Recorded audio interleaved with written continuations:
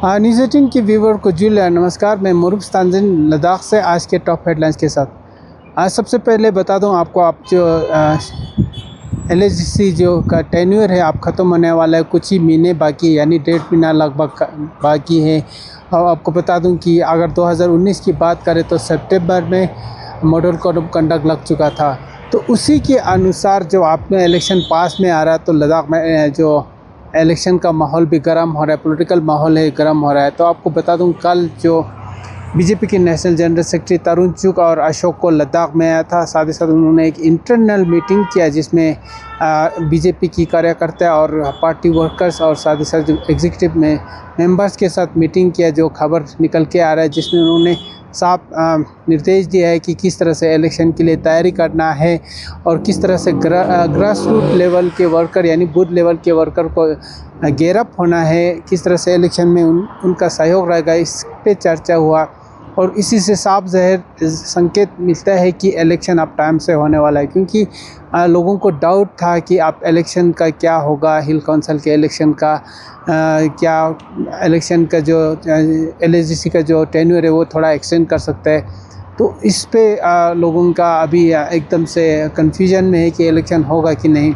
तो जिस तरह से जो माहौल चल रहा है उसी के अनुसार देखा जाए तो इलेक्शन टाइम पे ही होने वाला है। और दूसरी बात, अब इस बार के इलेक्शन में दो इंटरेस्टिंग फैक्टर रहेगा। एक तो वुमेन रिजर्वेशन, जो 33% वुमेन रिजर्वेशन आने वाला है। फर्स्ट टाइम जो सूत्रों के हवाले से पता चल रहा है कि इस बार वो जो LHC के इलेक्शन में इम्प्लीमेंट किया जाएगा। तो ये दिलचस्प बात होगा कि किस तरह से जो लद्दाख के पॉलिटिकल माहौल में ये रोल प्ले करेंगे। साथ ही साथ जो दूसरा इम्पोर्टेंट जो इलेक्शन के दौरान ये रहेगा कि जो 5 डिस्ट्रिक्ट घोषित किया गवर्नमेंट की तरफ से, जिसमें 3 लेह डिस्ट्रिक्ट में है, उसी तरह 2 करगिल डिस्ट्रिक्ट में। तो ये काउंसिल और ये काउंसिल और डिस्ट्रिक्ट में सेटअप कैसा रहेगा, ये भी दिलने वाली दिलचस्प बात होगा।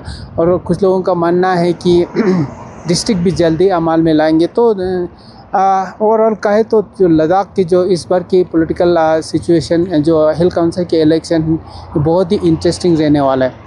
और दूसरा इम्पोर्टेंट खबर, अनशन का जो सोनम वांगचुक और उनके साथी द्वारा जो अनशन शुरू हुआ वो आज 1 सप्ताह होने को है। कल 6 दिन कंप्लीट किया।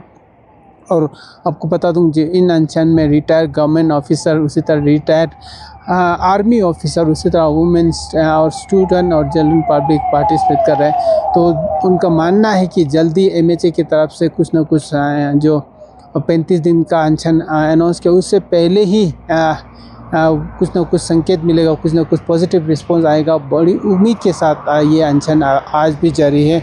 और आपको बता दूं कि कुछ सुनने में आया है कि MHA की तरफ से कुछ इंडिकेशन आया हुआ है टॉक के लिए, लेकिन एपेक्स की तरफ से अभी इस पर कोई ऑफिशियल कंफर्मेशन अभी तक इसमें जारी नहीं किया।